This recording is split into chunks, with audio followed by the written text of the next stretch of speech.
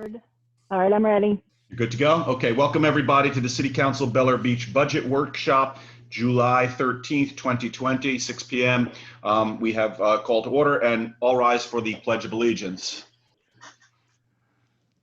Pledge allegiance to the flag of the United States of America and to the republic for which it stands, one nation, under God, indivisible, with liberty and justice for all. Madam Clerk, will you please call the roll? Councilmember Aki, It's unmuted, Patty. yeah, but I didn't mute it. Hold on one second. Hold on. She's here. We could see her.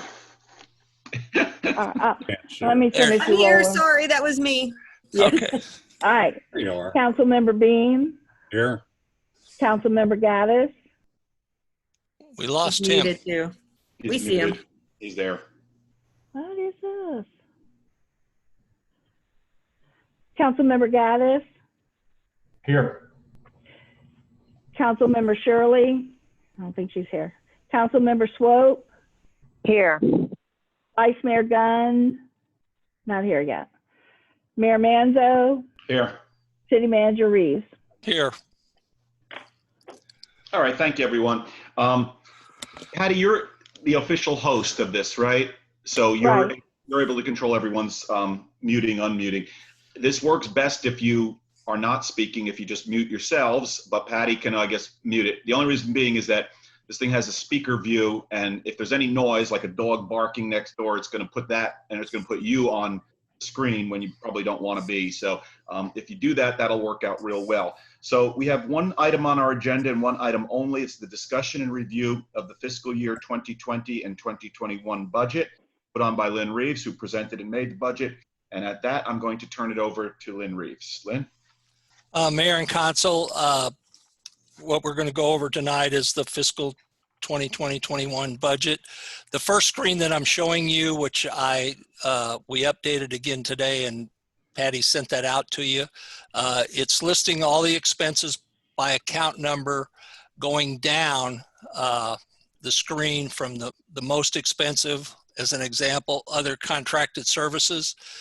That includes law enforcement, some contracts we have in public works, the code enforcement contract that we currently have, and our contracted consultant for IT.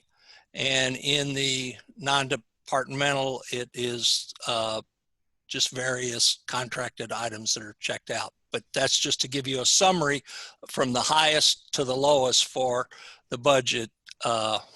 So if you've got questions on that, we can talk about them later. So I just wanted to show that to you to show you the expenses from the highest to lowest. So we'll start with the budget.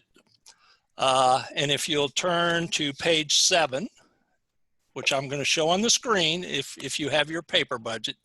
This is a proposed budget calendar for this year. This is our budget workshop today. We have another one scheduled if we need it on Monday the 20th. And then also on the 20th, we set our tentative millage rate that we're going to submit to the property appraiser, and that has to be to them by the 4th of August. So the trim notices can be mailed out in a timely. Then in September, we'll have our first public meeting on the 9th of September to adopt the budget. And then our second one will be on the 21st of September to adopt the final budget and millage rate. Turning to page 8, this is a summary of all the budget for the city. Currently, we're using the 2.0394 millage rate, which is our current millage rate, with the ad valorem tax collection of $1,164,305. We'll go through all this in a little more detail on the next couple pages, but other taxes and fees, intergovernmental things. We've also included in here the assessments. And when you talk about the assessments, you see the 132,000. That is the assessment for Bellevue Estates Island undergrounding project. And then the stormwater assessment out to the right, which is a separate enterprise fund, which is new this year. Going down to the expenditure category, and stop me if you have any questions and we'll get into the more detail. The personnel budget for this year is $529,000. The total operating budget is $1,442,118, and capital projects $892,000, along with the debt service being $320,000, and that is the debt service on this building plus the debt service on the Bellevue Estates Island. So, Lynn, yes. question. Why would the debt service for Bellevue Estates Island be included in that when we're paying that separately, supposedly? Well, it's a lump. It lumps in. This is a summary of all the funds. So you're seeing the debt service on the building plus that. That's the two debt services that we have, even though you're paying it. And if you look up further, you've got an assessment of $132,000 that's actually paying that. So it's a government accounting is a little unique. You got to put an expense in, even if you're getting money from somewhere else to show it. Okay, that explains it. Thank you. So if you move to page 10, and it's on the screen, these are the numbers for the proposed millage rate that we've set up. Our value went up this year, 28 million, or to $594,694. It's about a 4.95 increase in our taxable value.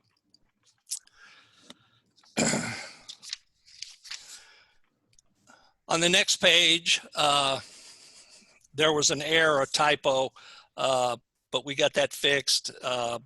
If you look at the last sentence on the pages you have, it probably showed 95,000 in this 59 number. The 59 is correct. It's not 95. We picked up a wrong number. And what we've added to this chart is to kind of show you what the trend of the taxable value has been doing, along with our tax rates of what the current or 2019-20 tax rates are by agency. So we get about 13% in a round number of the taxable money that comes in for the ad valorem. Our share is about 13% overall.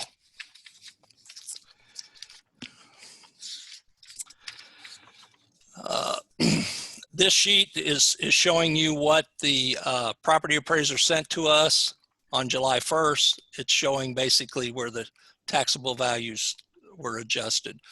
The preliminary, it went down about 0.5% or 0.05% from what the original one was, which was 5.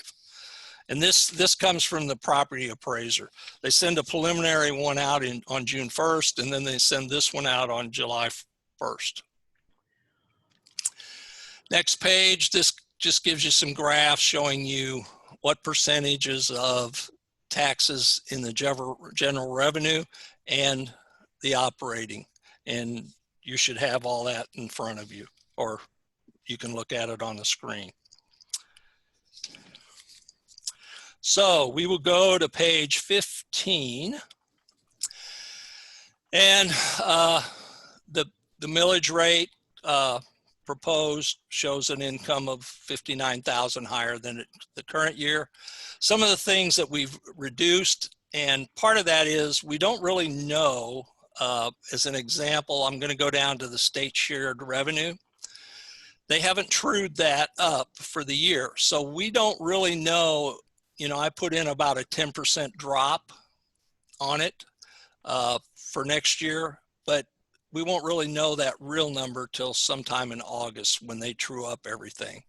And I've shown some other drops in things like that you utility service taxes, the franchise fees, things of that nature that we normally have income. And because of the pandemic, we're not seeing, we don't really have a reasonable assurance that it's going to stay at a level that it was in the past.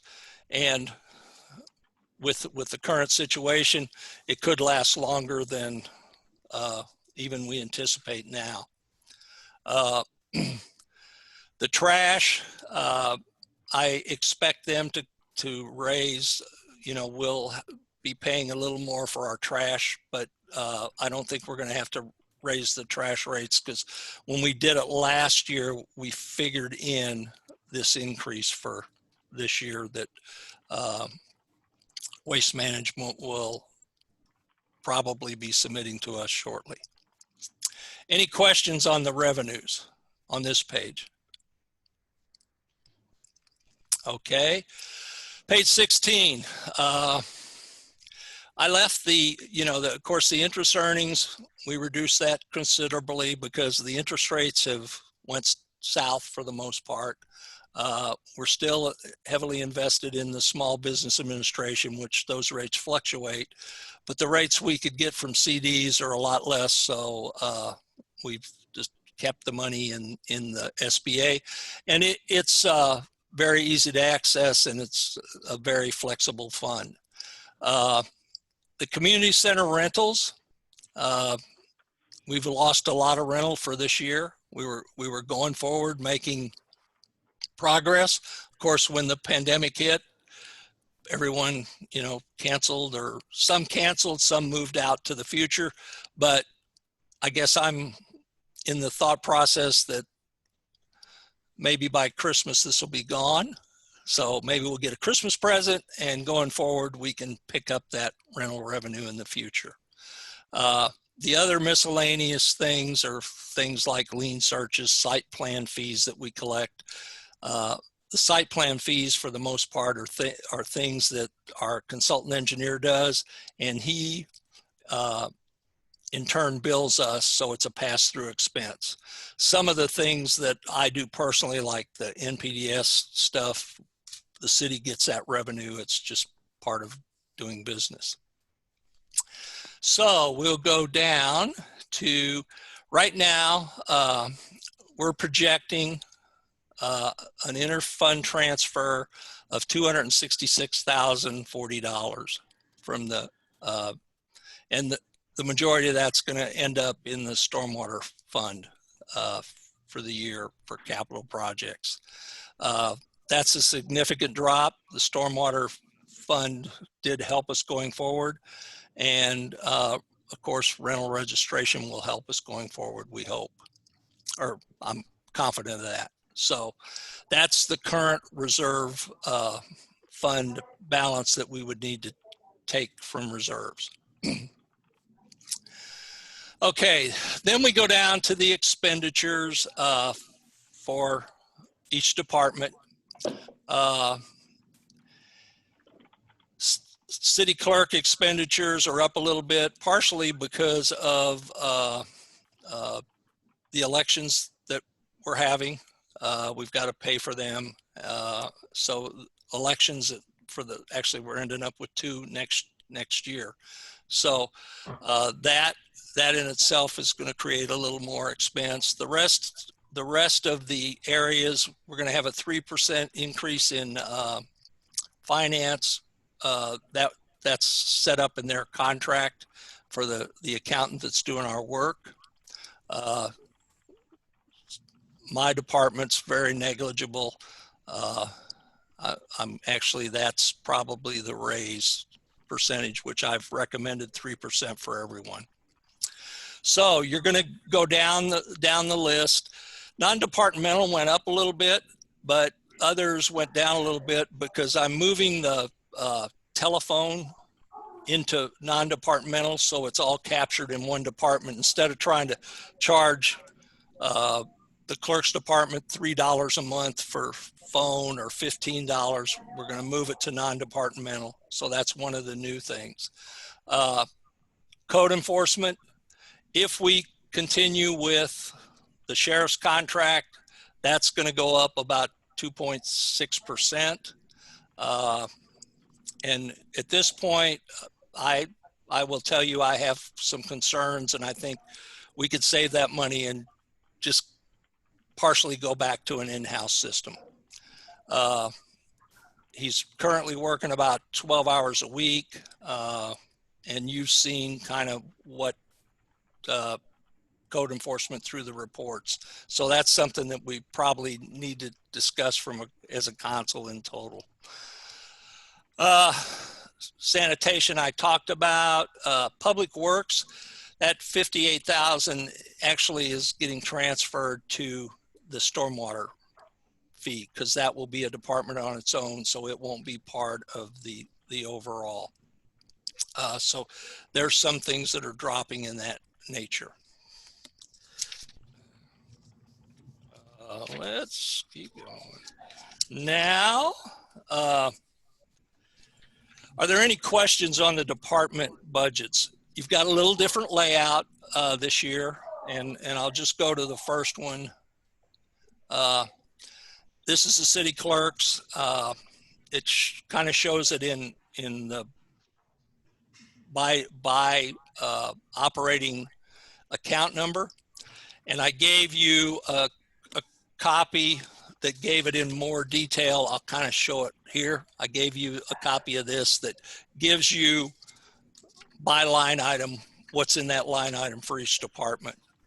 The budget this year is a little more streamlined, and I attribute that to the discussions I had with the accounting people and trying to make it a more easy to read and understand budget. So this is an example of the clerk. It's not an example, it's actual budget. So are there any questions on the clerk's budget? Or do you just want me to keep going? Hearing nothing. Keep it going. Keep it going. Keep going. Okay. Let me get to my next page. Okay. Well, we're going to skip a bunch of pages, and unless you want to get to specific by departmental. And if you have questions and you think about them even after this work session, please email me and I'll try to answer, and then I'll send the answer out to all the council members in one email. So we're going to go to page 29.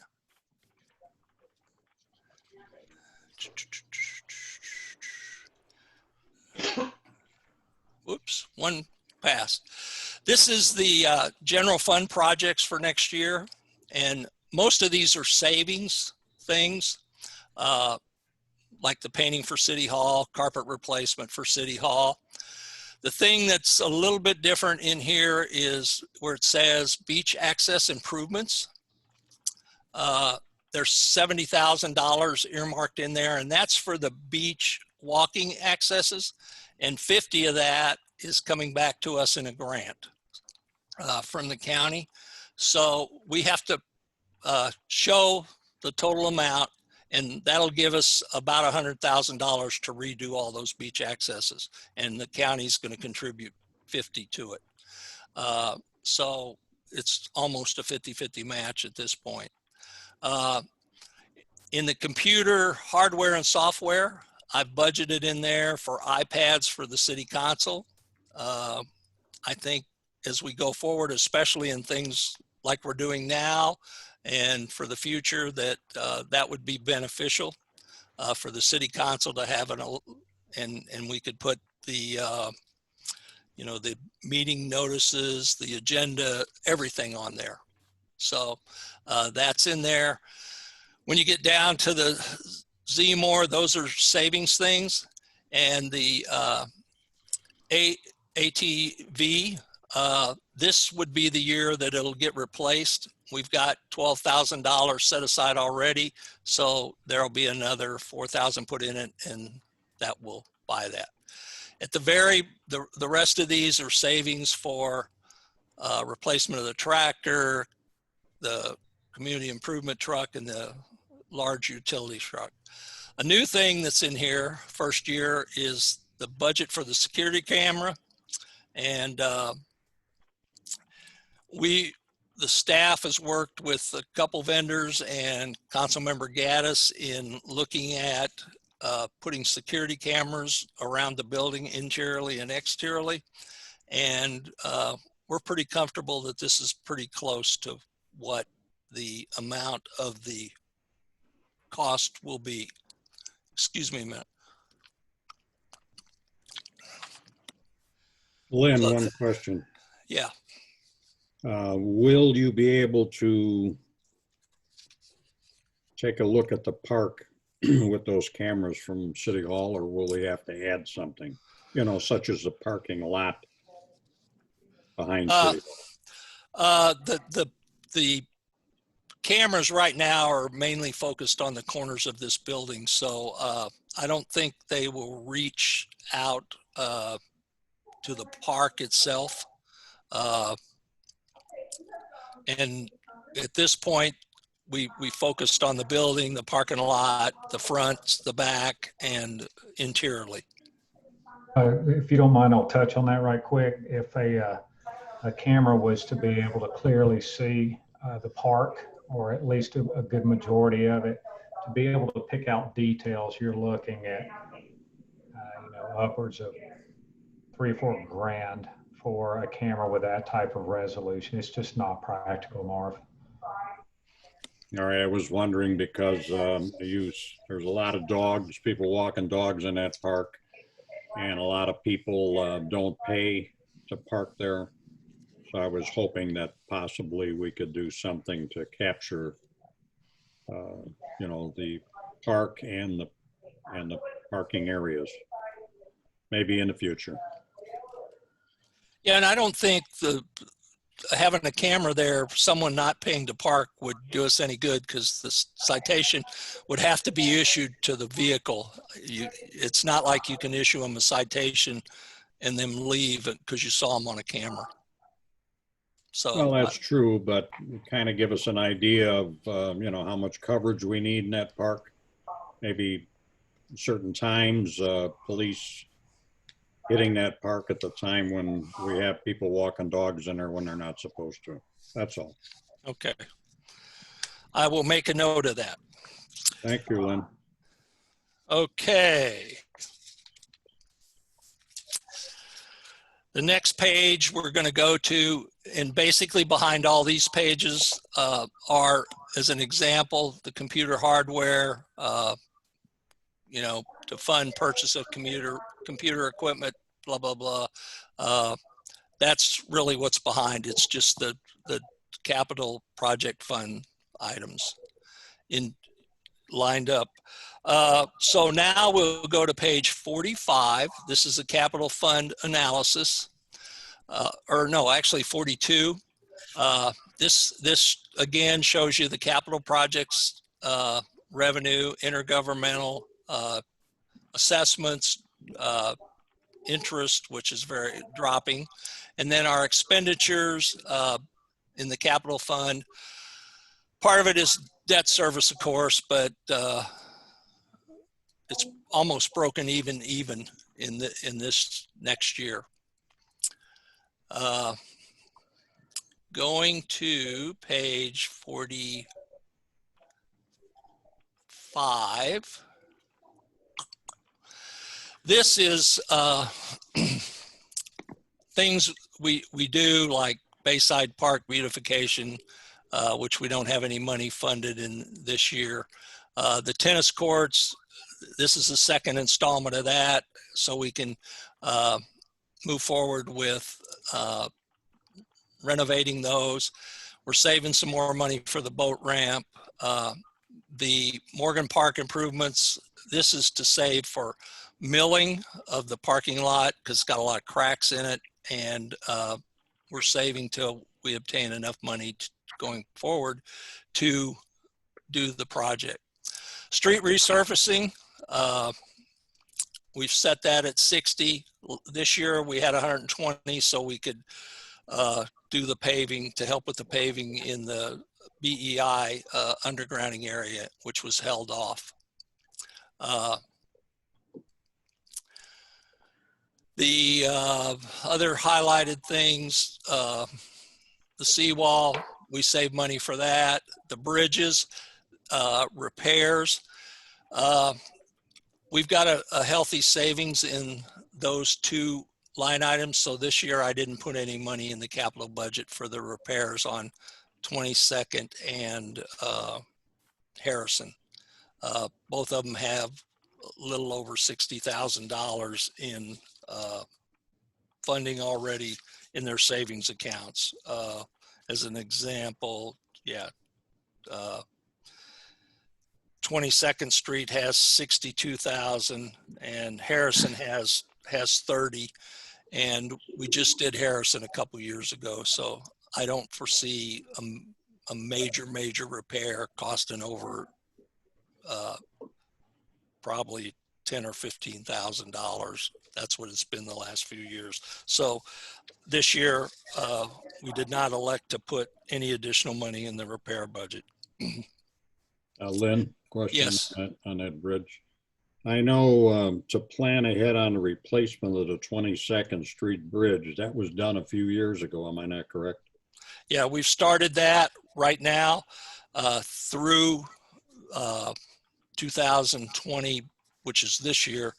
We'll have 173,000 set aside for that. And we've been saving 30 a year, and until that needs replacement. And FDOT did an inspection last year, so there'll be a new inspection in 20. But the last two inspections have been good with some minor repairs, mainly some cracking repairs, and where the iron becomes exposed because of this salt water that's flowing in under there. Right. What I'm thinking is we've never done a total recent cost of repairing that entire bridge, have we? No, not recently. Not recent. I just wonder if it's worth it so we know what the cost is going forward to readjust the savings on that. Yeah, I'll make a note and see if we can get some numbers for that. Cost for bridge. Thank you. Going down. Of course, I talked about the seawalls. That's just a savings account. Our two major seawalls we've already repaired, and that's the one on the Harrison Bridge and the one on Belle Isle. So this money is going to be utilized eventually for the seawalls that are in our park areas as they become deficient. The street lighting program, the money set aside there, part of it is for the bridge lighting for the causeway, because we're saving money if we have to replace it. The county, for the most part, has done maintenance for us on it, and I know since I've been here, we've never gotten a bill for that, like if they replaced a light bulb or went out there. So that relationship with the street lighting department of the county that takes care of that for us has been good, and they seem to replace everything as we need it. But for the future, we may need to replace those lights. If what happened in 2017 to the lights on the other side of the bridge, when they were all laying in the middle of the bridge from Bel Air Bluffs. So that's what that funding is. And going forward, we want to look at our street lighting plan and eventually change out some of the wooden poles and pick the worst ones to start replacing them with concrete. So, yes. I'd like to just go back when June Van Scoik and myself went through all the parks. We did notice there was a deficiency with a lot of ground missing behind the seawalls at 16th Street. Somebody's calling. Okay, I will make a note of that and we'll double check that again. Kyle might have done something to it already All right. behind the seawall. Yeah, I lost the pages you have up on the screen. I don't know why. 46. And beg then you don't see it? No, I just see Zoom up there. That's all I see. Well, they're on the screen still. Does everyone else see it? Glenn has them. Yes. Okay. Okay. Okay. Moving through this, then behind those items are the individual sheets that show, as an example, the roof replacement for the community center, what we're saving and what we estimate it will cost us in the long term. Then we move to, and if you've reviewed those and have any questions, I'll be glad to answer any. Then we move to the Marina Fund, which is page 66.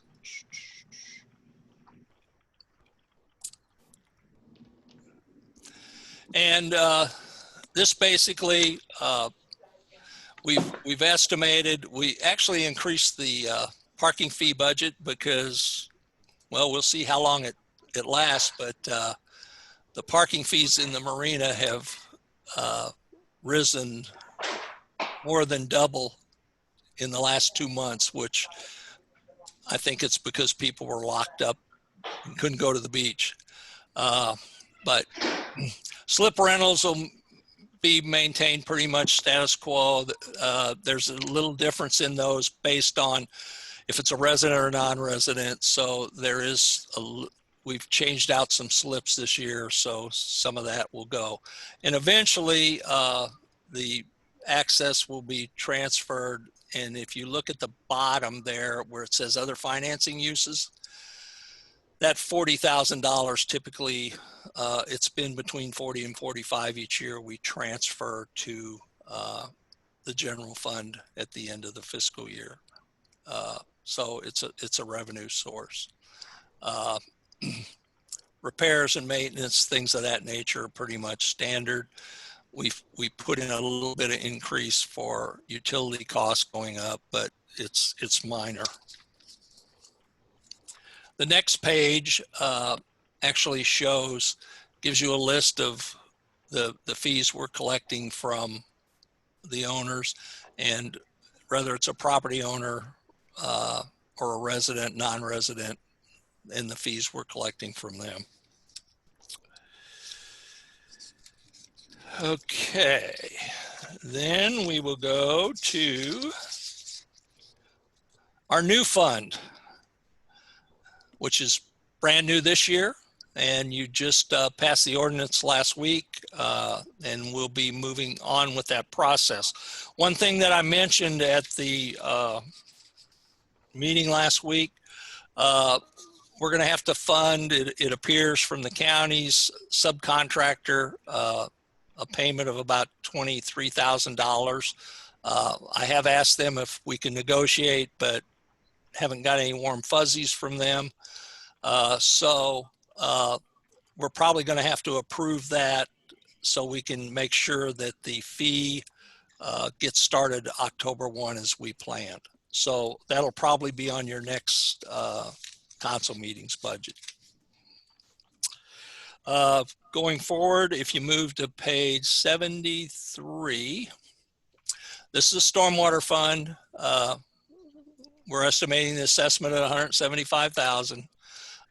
When I talked to you about transferring out of the general fund and the 266 that's going, we're going to transfer 375,000, but that's the 266 is net of all the expenses and the revenue that we're projecting coming in. So that number's about 110,000 higher, but that money is coming from the general fund also. And that's to fund the stormwater projects, the maintenance we do, the NPDS, storm and drain maintenance, contractual services with Pinellas County, and street sweeping, which are all part of stormwater. The capital projects next year total, we put $50,000 in for valley curb replacements, and $423,000 is the projected number for the 12th and 13th Street project that's currently in the fund.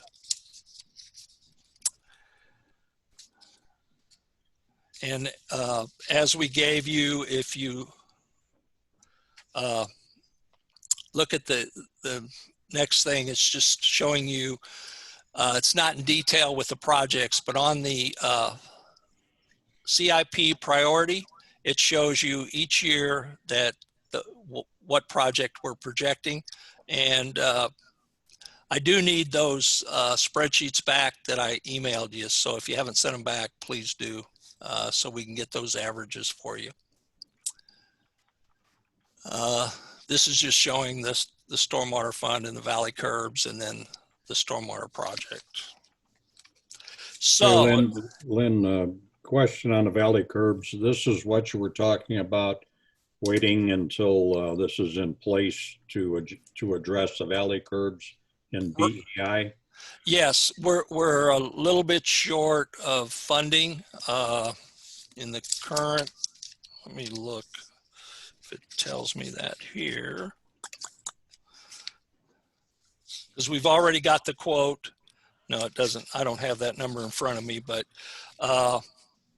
with this, we'll still have probably another 25 that we can utilize for other areas of the city. The paving, we're going to have some excess so we can pave, and some other areas of the city that we aren't doing stormwater projects on, or that's the plan right now. And going forward, and how we're going to try to base that pavings on the pavement condition index that we did the study, and we've come up with a ranking 1 through let me tell you, we're not going to do things, as an example, we're not going to do things to places that we're going to be doing stormwater projects, but we've got a ranking like the area at Belle Isle between the two hibiscuses, it needs repaired. That's a high priority. Harrison is a high priority.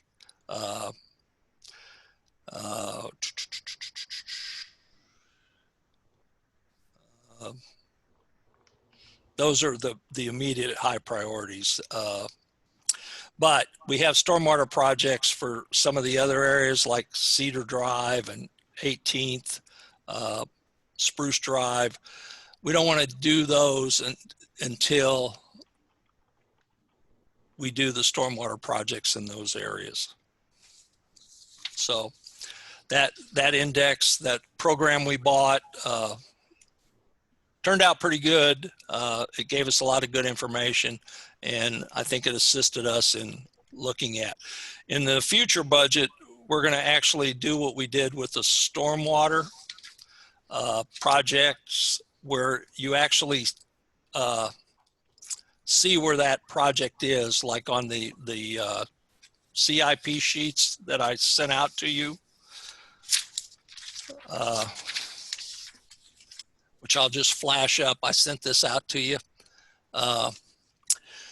You actually, we can tell you, okay, in 2022, what project we're planning to do, and it's broke out in this year through 24, 25, and then the last few projects are in the future. But we're going to do that in a future budget with the paving, and to be able to share that with you.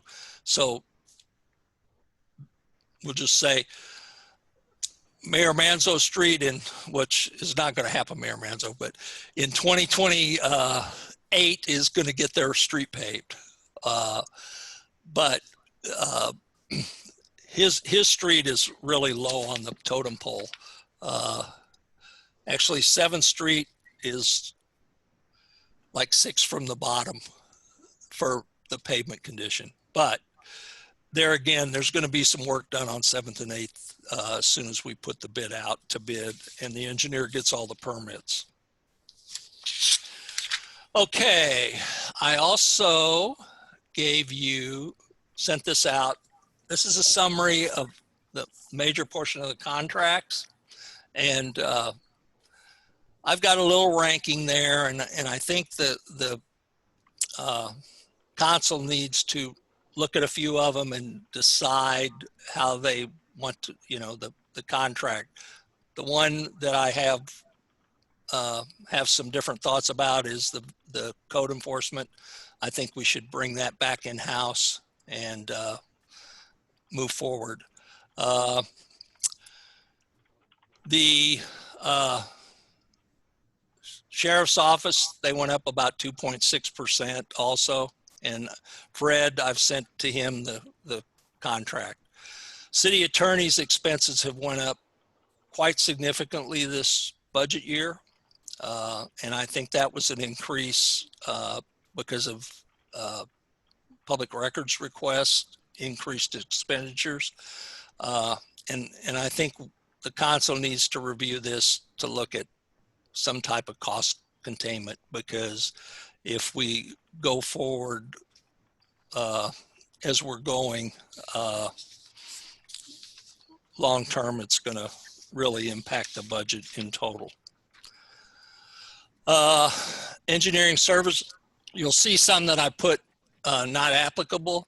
And the reason I say that, like Clearwater Gas is a franchise fee. They pay us 6% of their revenue. It expires in 2032. Forward Pinellas, that's a planning thing, and we only pay if we use them. And we will next year be using them for the planning document that is due in 21. When you look at CPWG, Pannoni, Dual, they haven't done any projects for us this year, mainly because the numbers that they gave us to do the stormwater project were higher than the numbers that Engineering Sciences Group gave us. Cardinal does the NPDS report, and I've shared the numbers that we've spent through the year through the end of May. And they also did that grant research report. Duke Energy is another franchise fee. Salt Marsh, the auditor, sometime after the first of the year, we need to do an RFP and look at sending that out for an auditor to bid on that. As you know, they were, our normal auditing firm was bought out, and now Salt Marsh, Cleveland, and Gunn have taken over that contract through this fiscal year. Susan Moore, you just approved her contract for 2 more years. John Wolf, we haven't had any Board of Adjustment hearings that we needed a magistrate for. When we've had them, the few that we've had, the members that are on the Board of Adjustment have been able to have a quorum and attend the meeting. So that's a positive. And Victor Marketing is the videotaping. And I think for the most part, Victor does a real good job. Sometimes he's a little backed up with the videos, but overall, I think he does a good job. So that's a list of the contracts. And then, where are we? A new document, which we're still working on. This is something that we can put out to the residents. It just kind of gives a breakout.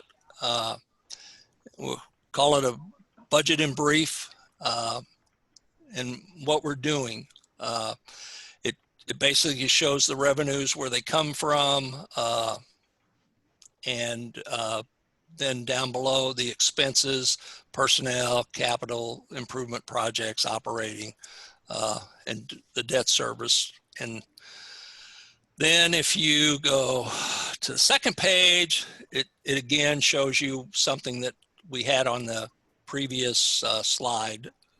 I'm adding that to it because I think people, the residents need to understand, a lot of people think that they're paying 100% of the taxes to us, and that's not the case.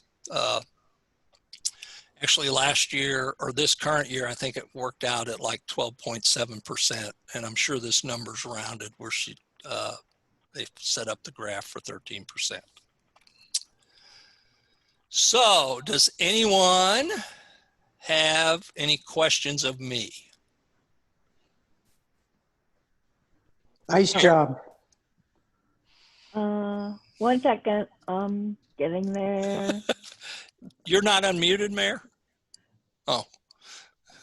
Hold on. All right, I think you got it. Thank you, Patty. Ben, good presentation. The criteria that you had, I don't know what you're looking for on this chart that has the red thing on it. It says sorted. I mean, I see 1s, 2s, 3s. Are we looking to prioritize them in numerical order? Or are they 1, 2, 3 rankings? I'm not quite sure what you're looking for from us. Okay, if you go up into the little, I'm going to try to show you on my screen because I don't have this up. That little green area in that, those are the strategic plan goals, and actually 4 and 3 are flipped, but we want you to rank them with that, and then the to be able to say that the secondary goal, because as an example, I'm just going to use something down the list. That'll be a little simpler.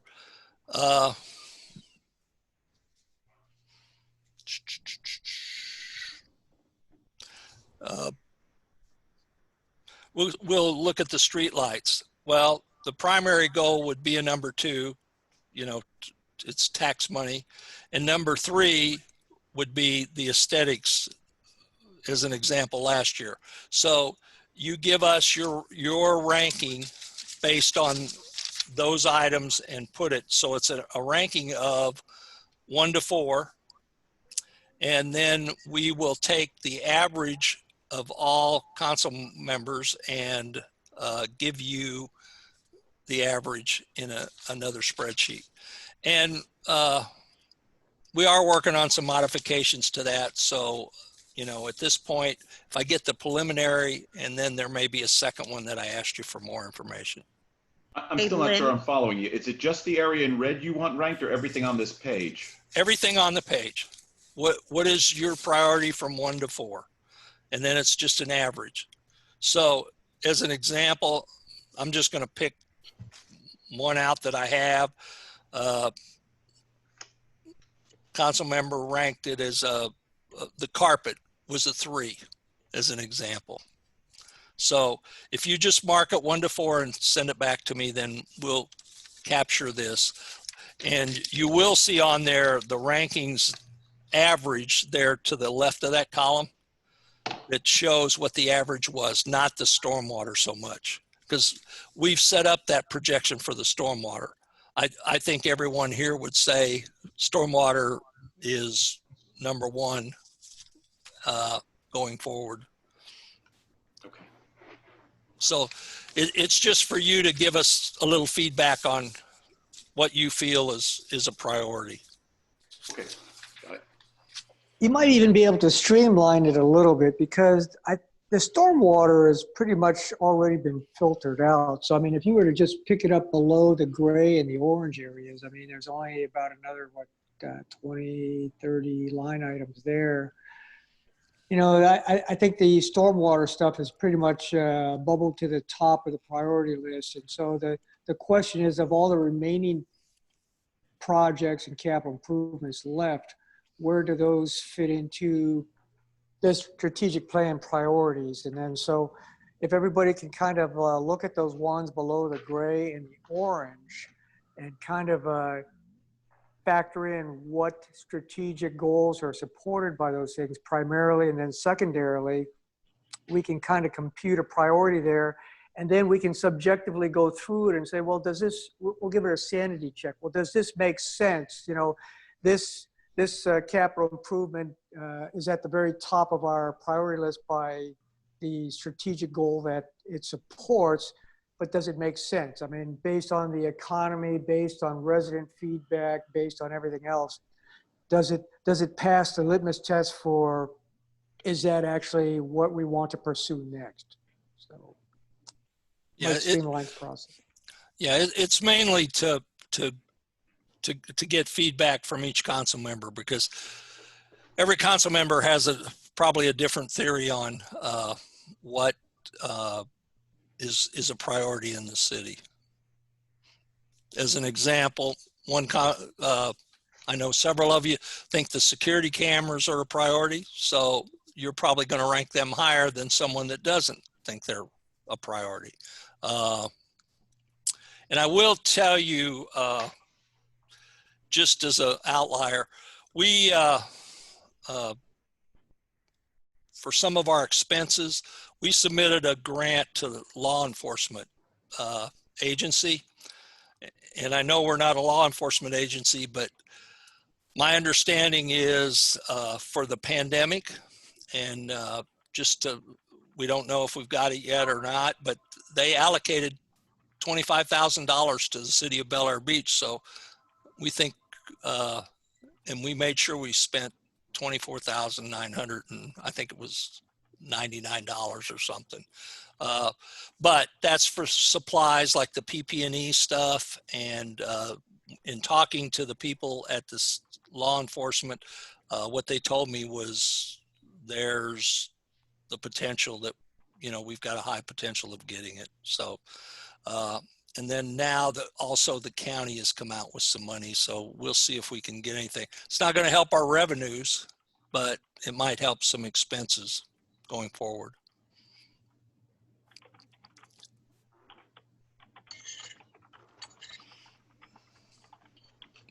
Any questions? It looks Yes, sir. like you put a lot of work into this. This is good stuff. Well, the staff did a great job this year. We tried to reconfigure the budget so it's not this big thick book. So once we get through all of it, this will be our budget. The backup stuff is just peripheral backup stuff that we wanted to provide to the council. And if if the public wants to know anything about it, we'll be glad to meet with them. And hopefully we'll have a time when we can have a public forum that we can kind of talk a little more about the budget in the future so people understand it a little better. Patty, do we have anybody from the public here tonight? Yes, Mayor, there's 2 phone calls. I can see the phone calls. I can't see the raised hands like I did earlier in the day when we were testing it, but I can unmute them and ask them if they want to speak, if council wants them to speak. Yeah, let me just ask council first. We've traditionally always welcomed input from the public, but it's not required. We're not making decisions. Does anyone have an issue if we open up for public questions? No. Not hearing any. Patty, if you could open them up then, and we'll try and limit it to 3 minutes if there's questions. Okay, I'm just going to do one at a time, okay? Yes, of course. Okay. Yep. All right. And this person is named Jane. So, Jane? Quiet people. Jane? Yes. Did you have a comment or a question? No, You did not. Okay, thank you. Let me mute that. Okay, now let me go. The other one is just a phone number, so I'll have to ask.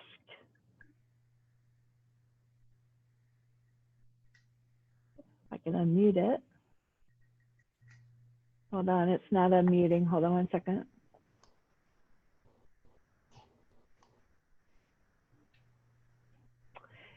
It's not coming off of mute. So, I believe that they have control over it with on their keypad. They can I turn thought it off. so. They may have turned it off. Okay. Yeah, that I thought so too. Yeah, that I can ask to unmute, but they have to actually Okay. unmute it, right, Councilman Vergatis? Yes. Okay. Yeah, they're not unmuting. This is just our first discussion on it. So if anybody has a question that did not get heard tonight and they want to be heard on it, they could write to, or just call in tomorrow to City Hall, speak to Lynn or to Patty, get that question, and we'll make sure it gets picked up on our next meeting. So that's not a problem. Then there being no other public questions or comments, we'll close that and come back to if there's any other council comments or questions. Dave, question for you. I still have Zoom on the screen, nothing else. Okay. I don't, and I don't think anyone else ran into that. As far as what the problem is, now you're talking about yourself or the overall screen? All right, I have the, of course, pictures of everybody on the right. And then in the center of the screen is Zoom, nothing else. Nothing that Lynn has presented since I told you about it, and I tried to click on a few things to reinitiate. Per instructions from Zoom, nothing happened. It sounds to me like you've got a malfunction of some sort. I'm not real sure because I've never seen that before. What did you ever get a picture at all? Yes, I did when we first started. Okay. I think My what did it is, recommendation would be to disconnect right quick and then log right back in. what I will do, Dave, is I'll take a picture of this so you can see it the next time I see you, and maybe we can figure it out. Okay. Yeah, or just send it to us, Marv, and Look at him I'll have doing a selfie. All right, Yeah. I'll send it to you, Lynn. And Okay. go from there. From this Okay. end, just so everybody knows, from this end, I think Patty, I don't think you muted me the second time. I muted myself to try and keep, so there's no background noise, and then it wouldn't let me unmute myself. So I'm not so sure that it's not like once you mute yourself, it may not let you back in, but other than that, it ran fine. Let me add to that right quick. I wanted to address that issue. I know this is our maiden voyage on Zoom. Basically, there are a lot of switches in the setup. You're basically, once you turn them a certain way, one way or the other, they become the default for all meetings, unless you want to change them by meeting. The not allowing people to unmute is because we have one number that we've given out to everyone, one conference, basically one type of login. In a little bit better structured version of this that we're going to have to practice with, and Patty, I'll come down and work with you to get it set up. It's basically we'll be given one type of login, and then we'll post a public login. We all have the public type of login right now. If you notice, it didn't ask for a name or much of anything really. Whenever we get to that point, everyone on call-in will that doesn't have the special access will automatically be muted. Once they unmute, Patty can control it, but as soon as it's muted again, they can't barge in. Whereas we will be able to turn it off and on as we want to. Yeah, this is our maiden voyage with Zoom. So Overall, it worked well. I think the only other thing, I'm doing this on a laptop. Lynn, I had your stuff in front of me. I could see it, but if you were looking, if the public was looking in, I think it might have been hard to see some of those numbers. I don't know if you could enlarge that screen a bit. Other than that, it looks fine. So. Yeah, there is a way I could, I think I can make it a full screen, which brings the numbers and stuff closer to you. Another suggestion, if you don't mind, is like the page we're currently looking at on your screen. Mm-hmm. I know that it's printed to read like a book, right. if you could change the page size whenever you turn it into something else for this, like just say all the pages, make them landscape. That gives you more text in a wider Right. format. And that way you can enlarge it, because basically we've got 2/3 of the screen that are useless. Right, right. Hey, Dave, another comment here. I think a phone call came in, and that's what scrambled a screen for me. I think that's what happened on my line, because I'm connected. Phones are connected. That's possible. And again, I also have the app on the computer, and I tried to go through the app to set up the meeting, and I couldn't connect, so I had to go back to email and click on that link. So I don't know if there's a conflict between the app and the link. I'm not really sure, Marv. Again, probably just to see if you could get it back. I mean, it's not going to hurt anything for you to disconnect and bump right back in, because it actually connects pretty quickly. If you want to try that, we'll talk about you while you're doing that. All right, now to go off of this thing, I'm connected to Firefox.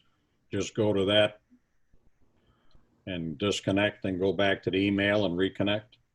Yes. All right, I'll try it.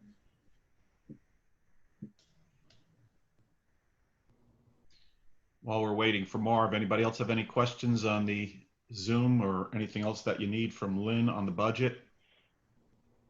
Just to clarify to everyone, next Monday, we'll have another budget work session with any of your comments, and I'll have the budget document in front of me.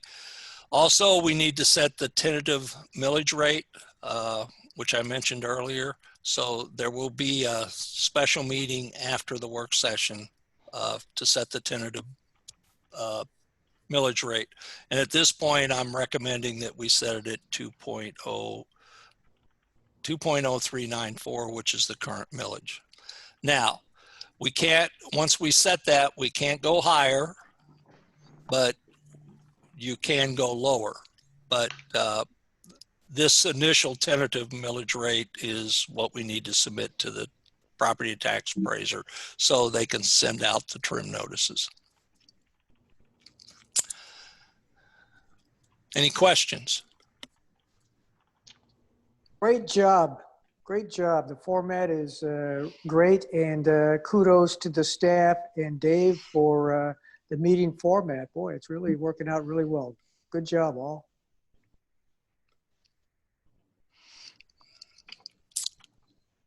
It's back to you, Mayor. We're just waiting on Marv. Marv, you let me know and I'll call for the adjournment here. Well, I tell you, I went out, but I never really went all the way out. I still had, I had a blank screen, the Apple screen, and everybody stayed up on the right-hand side. Went out, tried to bring it back in, and I still can't reconnect. Why don't we do this? If we can keep maybe you on the line, and if Lynn and Patty and maybe Dave, whoever's the experts, want to stay around, that would be great. And then we can release everybody else unless anybody else has anything else, because this is a limited meeting. So really, we're not supposed to have anything else. I'm good with that. Okay. Do we have a motion for adjournment? So moved. Moved. All in favor? Aye. Aye. See everybody Monday night. Marv, I think Marv went off the line. No, I'm here. Okay. The deputy will see you tomorrow, Mayor, at 1:30. 1:30. Yes, be there. Okay. Thank you. Thanks. Hey, Lynn, I don't